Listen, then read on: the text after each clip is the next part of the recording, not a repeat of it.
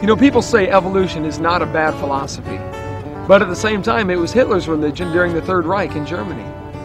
Hi, my name is Eric.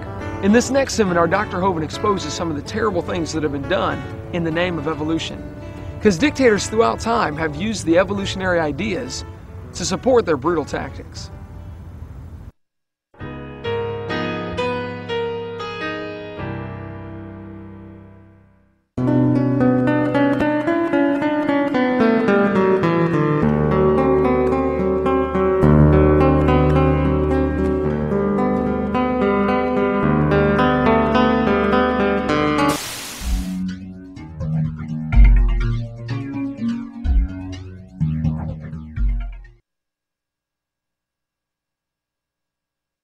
I taught high school science for 15 years, and now for 14 years I've been an evangelist, traveling and doing seminars on creation, evolution, and dinosaurs.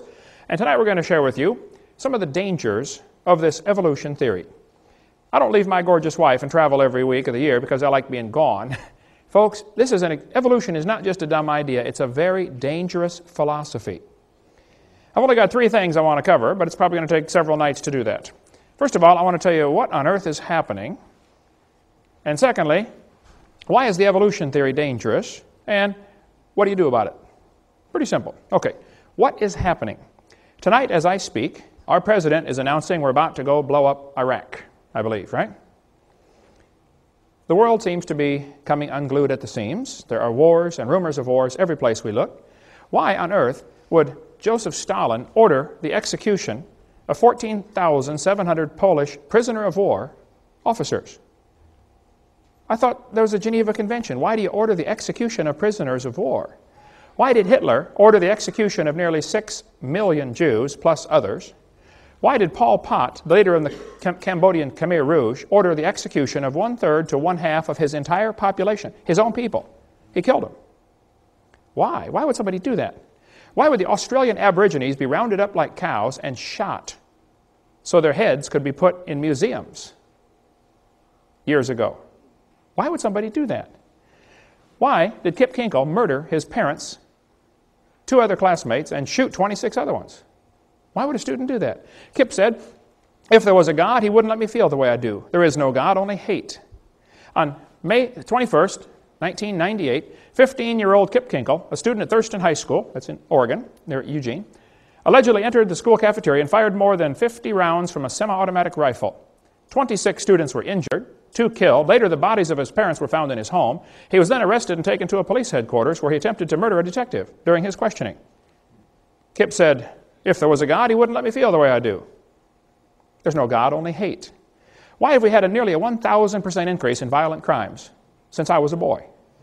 I remember the days when you did not have to lock your house.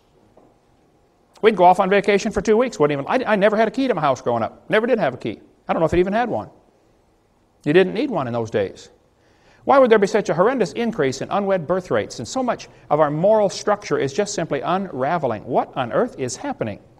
Dylan and Eric Harris and Dylan Klebold made a videotape prior to the Columbine shootings. On that tape, they said, talking about one of the football players, he doesn't deserve the jaw evolution gave him. Look for his jaw, it won't be on his body. These 2 boys were very strong believers in evolution. They did the shooting on Hitler's birthday on purpose. They shot Isaiah Shoals just simply because he was black. They shot Cassie just because she believed in God. Same thing with Rachel. What happened? Why would somebody do this? What's going on in our thinking? Well, the newspaper article in Columbine High School said, the clothes may give a clue to the thinking of these teenagers. The autopsy said one of the boys' shirts said natural selection on the front. Interesting. Textbooks used in Escambia County, Florida, this textbook, says evolution and natural selection go together. This textbook says natural selection causes evolution. Well, just what is this natural selection? Oh, you see, Adolf Hitler thought he would speed up the process by eliminating the inferiors. Hitler honestly thought he was doing the world a favor. So did Joseph Stalin. So did Pol Pot. Why do people do these things? So what is wrong with our thinking? Right after the Columbine shooting, almost instantaneously, 5 more students from within the Springfield School District were arrested for threatening to murder students. principals, or teachers. In the adjacent school districts, more students were arrested for violent threats, and in one case, an elementary school boy shot 5 of his classmates with a BB gun.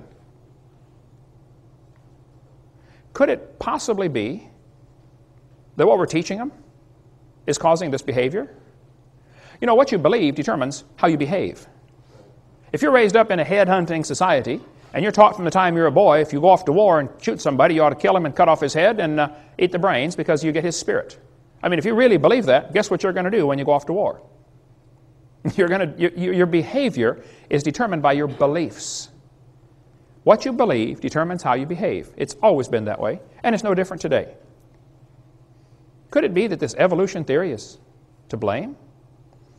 This textbook says you're an animal and share a common heritage with earthworms. Question: if evolution is true, how are the kids supposed to tell right from wrong? I spoke in a public school in Pennsylvania one time. A kid sat on the second row, and he said, "Mr. Hovind, I'm an atheist." I said, "Really?" He said, "Yep, there is no God." I said, "Well, tell me, son, are you sure?" He said, "Yep, I'm sure." I said, "Well, son, do you know everything?" He said, "No." I said, "Do you know maybe half of everything?" He said, "No." I said, "Okay, well, let's just pretend that you know half of everything. Is it possible that God exists in the other half you don't know?" Brand new thought rattled around in his brain for a while and got lost, I believe. I said, "By the way, son, if there's no God, how do you tell right from wrong?" He said, "Oh, that's easy." He said, "I determine what's right and wrong." He said, "I'm the God of my own universe." I said, "I'm glad to hear about that, son, because I'm going to shoot you in 5 minutes." He said, "You can't do that." I said, "Oh, yeah, I can. You see, I'm the God of my own universe. And I decided it's fine for me to shoot you." Question: exactly how do we tell right from wrong? In the first couple of seminar tapes, we talked about a variety of topics like the Big Bang Theory, how it's a big dud. We talked about the Garden of Eden. And we talked about why the earth cannot be billions of years old, and why did the people live to be 900 years old before the big flood came. We talked about dinosaurs, and students are being lied to about dinosaurs. They did not live millions of years ago. And on tape number 4, we talk about a whole bunch of lies in the textbooks. Now here we're going to talk about what's happened in the last 150 years since evolution became a popular theory. What on earth is happening? And what you can do about it. We'll get to that eventually. We're going to review some of what we covered on tape number 4, some of the lies in the textbooks, and then go on into how it carries into some practical steps we can take. What do you do about it? We covered in the last sessions how that James Hutton wrote a book in 1795, and he said the earth is millions of years old. Now, during the late 1700s, most folks believed the Bible, and most folks thought the earth was about 6,000 years old, because if you add up the dates in the Bible, you're going to get about 6,000, 4,000 BC, not millions. So James Hutton came along and caused people to doubt the earth was 6,000 years old. Then, his book had a very strong influence on a lawyer from Scotland named Charles Lyell. Charles Lyell wrote a book in 1830, and in his book, he developed what we call today the geologic column. Cenozoic, Mesozoic, Paleozoic, and maybe you saw the movie Jurassic Park, named after the Jurassic layer. This whole thing was made up by Charles Lyell in 1830. And the geologic column does not exist any place in the world, except in the textbooks. It's pure imagination. It doesn't exist. But all of evolution theory is based on that dumb geologic column, made up in 1830. This fellow said, "I myself have little doubt that in England it was the long-age uniformitarian geology and the theory of evolution that changed us from a Christian to a pagan nation." He's right about that. And England is a pagan nation. And folks, I don't know if America ever was a Christian country or not, but it's not now. That's right. We are a pagan nation also. What has happened? Charles Lyell's book had a very strong influence on a young preacher named Charles Darwin. Darwin graduated from Bible college to be a preacher. In 1859, after 22 years of writing, Darwin finally published his book, The Origin of Species. We'll get into more of that later, the real title to the book. Darwin's philosophy was strongly influenced by people like Charles Lyell, people like Thomas Malthus. Malthus had written a book that said, there are more babies born than can possibly survive, so it's best if the weakest die off. That greatly influenced people like Charles Dickens when he wrote the Christmas Carol.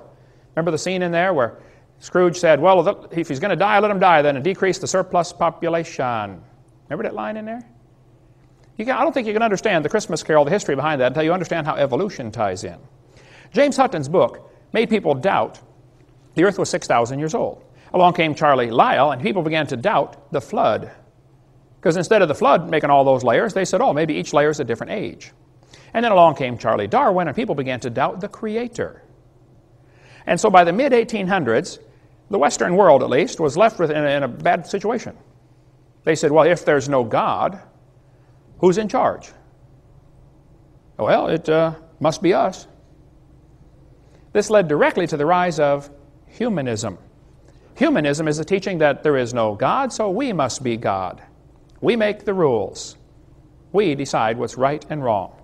For the next 50 years, after Darwin's book came out, many isms arose in the world: Marxism, Nazism, communism. These things, communism would have been just a footnote in a history book if it hadn't been for evolution coming along at the right time.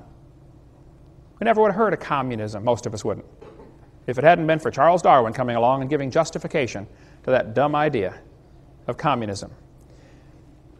Hoyle said, I'm haunted by a conviction that the nihilistic philosophy, which so-called educated opinion chose to adopt following the publication of The Origin of Species, committed mankind to a course of automatic self-destruction. A doomsday was then set ticking. I agree, Fred. Once you start believing there's no God and we're in charge, then we're in trouble. There was a Russian atheist astronomer came to America one time, and he spoke at one of the universities, and he said, now folks, either there is a God or there isn't. I thought, boy, this guy's brilliant. But then he said, both possibilities are frightening. I thought, wow, that is brilliant. You see, if there is a God, we better find out who He is and find out what He wants and do what He says. Amen. If there is no God, we're in trouble. Because we're hurtling through space at 66,000 miles an hour and nobody's in charge. Pretty scary thought. Charles Darwin said, often, a cold shudder has run through me as I have asked myself whether I may have devoted myself to a fantasy. Well, Charlie, you did devote yourself to a fantasy. If you believe you came from a rock 4.6 billion years ago, you need help. You were designed for a purpose. Now, what is it? There are 4 great questions that every single religion in the world tries to answer.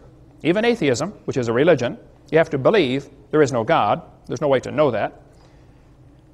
The 4 great questions every religion tries to answer: who am I? Where did I come from? Why am I here? And where am I going when I die? The way you answer these questions depends upon how you view the world. There are basically only 2 ways to look at this world. One view says, there's incredible design, there must be a designer. That's the creationist worldview. Other people look at the world and say, nobody made it. It just made itself. They don't believe God created the heaven and the earth. They think a big bang made this world from nothing. That's called the humanist worldview. It just made itself. The first plank in the Humanist Manifesto in 1933 was, the universe is self-created, self-existing, and not created. That's the first thing they have to agree to be a humanist. There's now been Humanist Manifesto 2 in 1973 and Humanist Manifesto 3 in the year 2000. They have to declare what they believe. Humanism is a religion. You have to believe there is no God. So why is this theory dangerous? Evolution, I am convinced after studying this now for 30-some years, evolution is absolutely the foundation for communism, Marxism, Nazism, socialism, racism. We'll get into some more of that in a minute. Number one, I think evolution is dangerous because it's bad science based on lies. There is no scientific evidence to back up this evolution theory. We've been offering $250,000 for a long time at our ministry for somebody who could give us some real scientific evidence for evolution. It is funny, brother, to see the people try to turn stuff in. One guy said, I've got proof for evolution. I said, really, what do you have? He said, well, I'm working in the laboratory right now, and we have developed soybean plants that are resistant to frost. I said, man, that's good. That'll really be handy. I said, what did you start with? He said, well, soybean plants. I said, oh, what do you have now? He said, I've got a whole new species. I said, of what? Of soybean plant. I said, I'm sorry, sir. That's not evolution, okay? That's a variety of a soybean plant. And it's interesting, and I'm glad you're able to do that. But that's not evolution. There is no evidence whatsoever that any animal ever produced a different kind of animal. So why would anybody believe such a dumb idea? And how can this be so dangerous? Well, we'll cover some of the isms in just a minute. But evolution is based on lies and bad science. There is no good science to back it up. This textbook says, evolution is a fact. Evolution is a fact, not theory. Birds arose from non-birds and humans from non-humans. No person who pretends to any understanding of the natural